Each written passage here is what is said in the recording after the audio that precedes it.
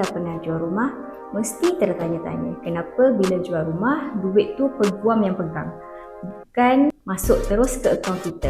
Okey, sebenarnya bukan sebab peguam nak tahan duit tu, tapi sebab memang itu prosedur undang-undang.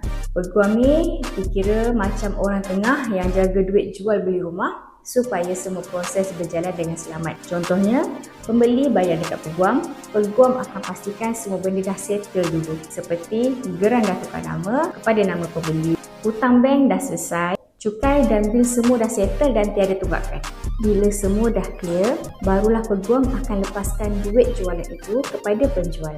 Senang cerita, peguam bukan pegang duit tu sebab nak tahan duit, tapi sebab nak pastikan semua urusan selamat dan tiada siapa yang kena tipu. Dapat sesuatu? Follow for more. Aska.